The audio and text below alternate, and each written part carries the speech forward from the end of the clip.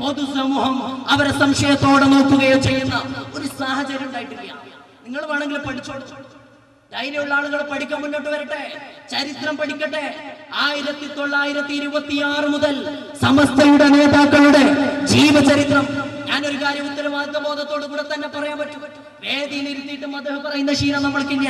എങ്കിലും നമ്മൾക്ക് പറയാലോ, മംഗലാപുരത്ത് നിന്നിട്ട് ഈ കർണാടകയിലെ ദീനി പ്രബോധന പ്രവർത്തനങ്ങൾക്ക് ജീവസുറ്റ നേതൃത്വം നൽകുന്ന വന്യരായ ശൈഖുനാ ജബ്ബാർ ഉസ്താദ് തന്റെ ഉള്ള ഏതെങ്കിലും കുട്ടിക്ക് പറയാൻ പറ്റുമോ ഉസ്താദിന്റെ വ്യക്തി ജീവിതത്തെ പറ്റി ഞങ്ങൾക്ക് സംശയം?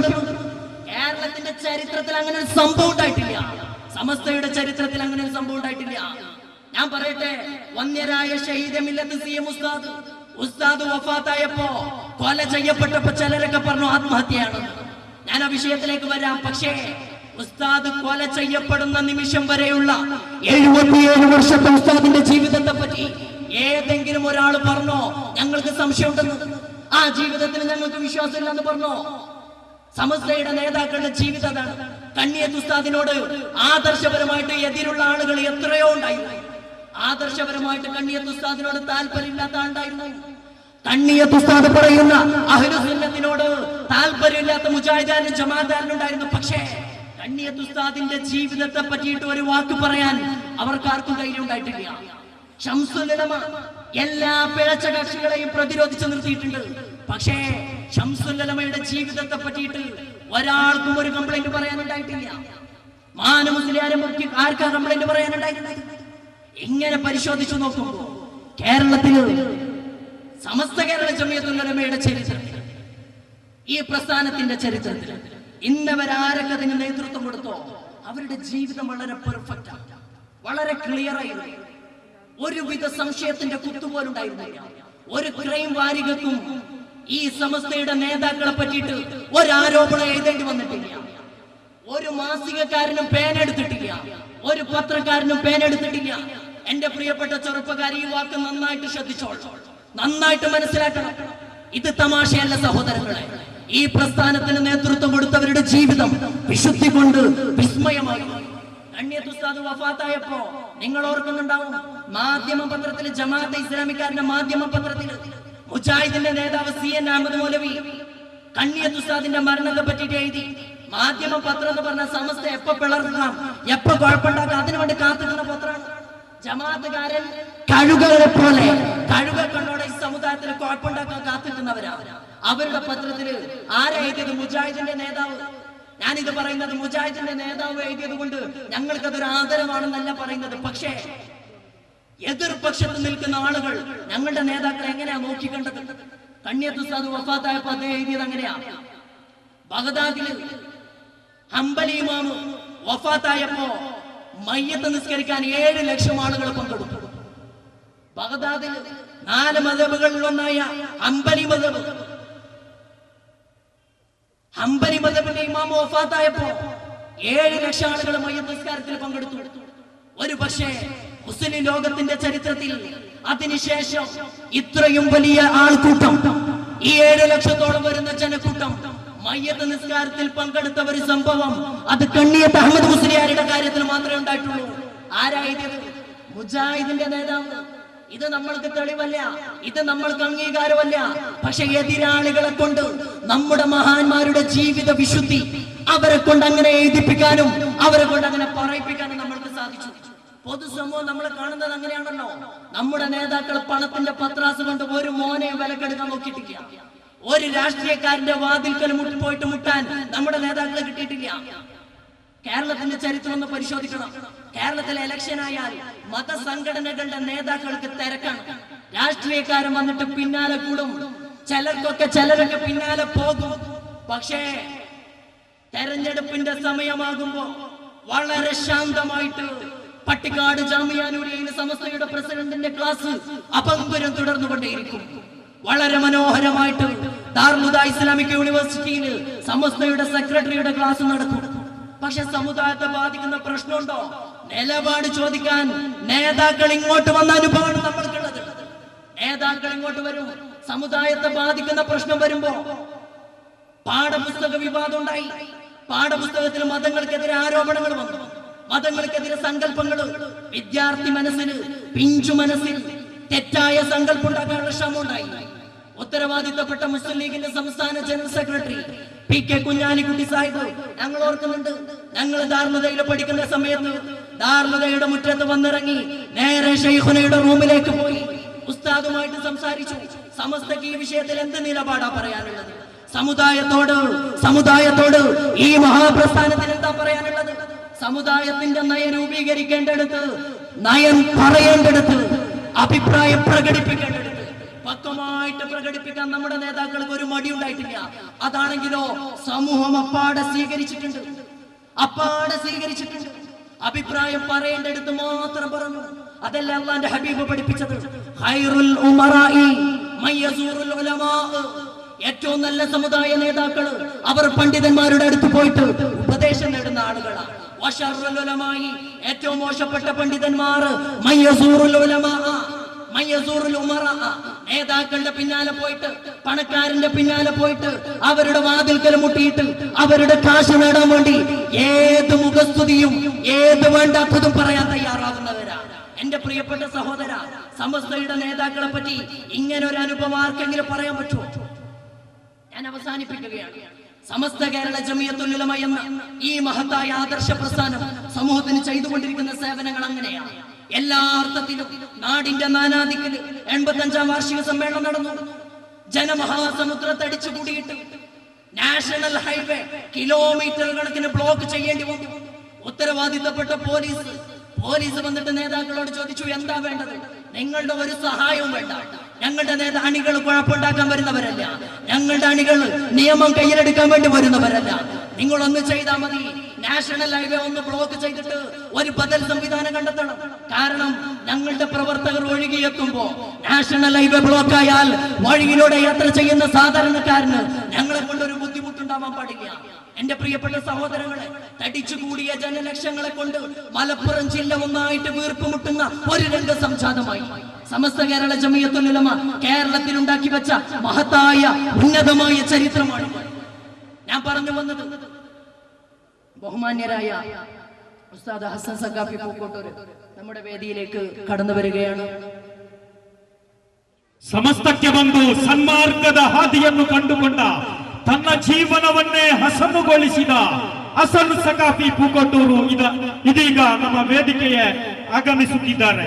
ಮಾತ್ರವಲ್ಲ, ನಕಲಿ ಕೇಶಕ್ಕೆ ನಕಲಿ ಸನದನ್ನು ಸೃಷ್ಟಿ ಮಾಡಿ ನನ್ನ ಈ ಕೃತ್ಯ ಇಸ್ಲಾಮಿಗೆ ತರವಲ್ಲ ಎಂದು ಸಮಸ್ತಕ್ಕೆ ಬಂದು ಸನ್ಮಾರ್ಗದ ಹಾದಿಯನ್ನು ಕಂಡುಕೊಂಡ ಮುಹಮ್ಮದ್ ಅಲಿ ಸಖಾಫಿ ಮಲಯಮ್ಮ ನಮ್ಮ ವೇದಿಕೆ, ಅದೇ ರೀತಿ ಅಬ್ದುಲ್ ಜಲೀಲ್ ಸಖಾಫಿ ಪುಲ್ಲಾರ ನಮ್ಮ ವೇದಿಕೆಯನ್ನ ಅಲಂಕರಿಸುತ್ತಿದ್ದಾರೆ. ಅಭಿನಂದನೆಗಳು, ಸ್ವಾಗತ ಇನ್ನೊಮ್ಮೆ ಮಗದೊಮ್ಮೆ. സഹോദരങ്ങളെ, ഞാൻ പറഞ്ഞു വന്നത് സമസ്ത കേരള ജമിയത്തുൽ ഉലമ എന്ന മഹത്തായ പ്രസ്ഥാനത്തെ ഒരു തെളിവ് കൂടി ഇപ്പൊ നമ്മുടെ വേദിയിലേക്ക് എത്തിയിരിക്കുകയാണ്. ഏതാണ് സത്യായ പ്രസ്ഥാനം എന്ന് കൃത്യമായ അനുഭവത്തിൽ ബോധ്യപ്പെട്ടപ്പോ നമ്മുടെ പിന്നാലെ വന്നിട്ട് നിതാന്തമായ പിന്തുണ നമ്മൾക്ക് നൽകിക്കൊണ്ടിരിക്കുന്ന ബഹുമാന്യരായ ഉസ്താദ് ഹസൻ സഖാഫി പൂക്കോട്ടൂർ കൂടി നമ്മുടെ വേദിയിലേക്ക് എത്തിയപ്പോ ഇത് സമൂഹത്തിന് ചില പാഠങ്ങളാണ്. സഖാഫികൾ കൂട്ടായിട്ട് ഇങ്ങനെ ഒഴുകി വരുന്നത്. ഞങ്ങൾ കാസർഗോഡൊക്കെ ഇപ്പൊ ഒരു SKSF പുതിയൊരു പോസ്റ്റർ ഇറങ്ങിയിട്ടുണ്ട്.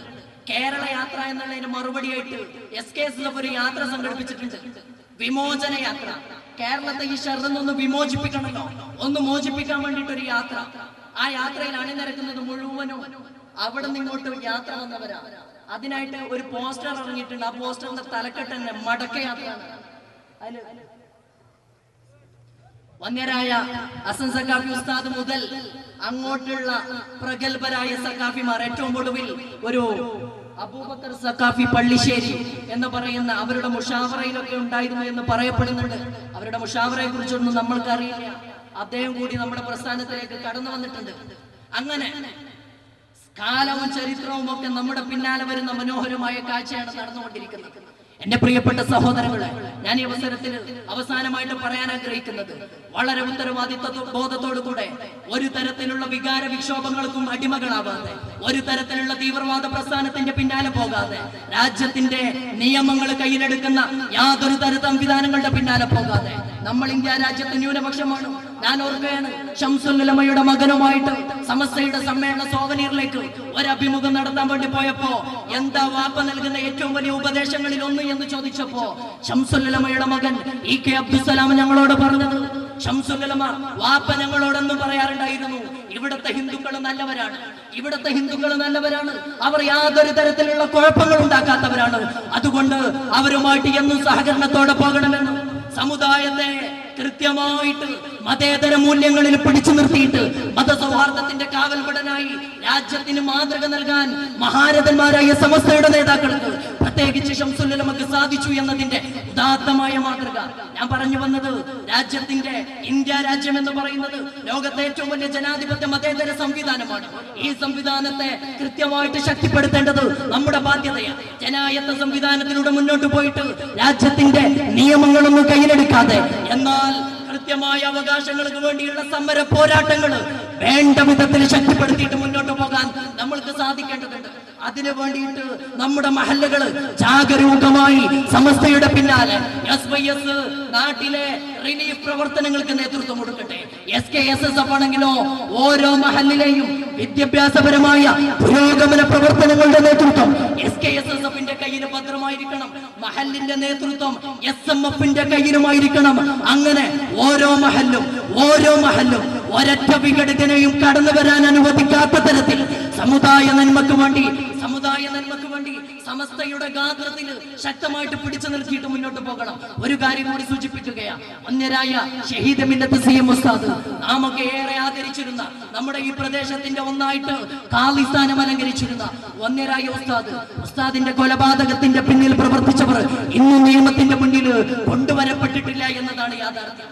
ആ പ്രതികൾ പാതിരാവിന്റെ മറവിൽ ഉസ്താദിനെ ഇല്ലാതാക്കാൻ വേണ്ടിയിട്ട് ആരൊക്കെ കൂട്ടുനിന്നിട്ടുണ്ടോ ഇന്നും സമൂഹത്തിൽ അവർ തെളിയിക്കപ്പെട്ടിട്ടില്ല. സമസ്തയുടെ 85ാം വാർഷിക സമ്മേളനം നടന്നപ്പോഴും നമ്മളൊരു കുഴപ്പത്തിന് ആഹ്വാനം ചെയ്തിട്ടില്ല. ഇന്ന് കോടതിയുടെ മുമ്പിൽ കോടതിയുടെ പരിഗണനയിൽ ഇരിക്കുന്ന ഒരു കേസ്, ആ കേസിനെ കുറിച്ചിട്ട് അഭിപ്രായം പറഞ്ഞിട്ട് സമുദായത്തിന്റെ വികാരമിളക്കി വിട്ടുകൊണ്ട് രാജ്യത്ത് കുഴപ്പമുണ്ടാക്കണ്ട എന്ന് നമ്മുടെ നേതാക്കൾ ഉത്തരവാദിത്ത ബോധത്തോടുകൂടെ ചിന്തിച്ചത് കൊണ്ടാണ് ആ വിഷയം അത്ര സജീവമായിട്ട് ചർച്ച ചെയ്യാതെ ഒന്ന് മാറ്റി നിർത്തിയത്.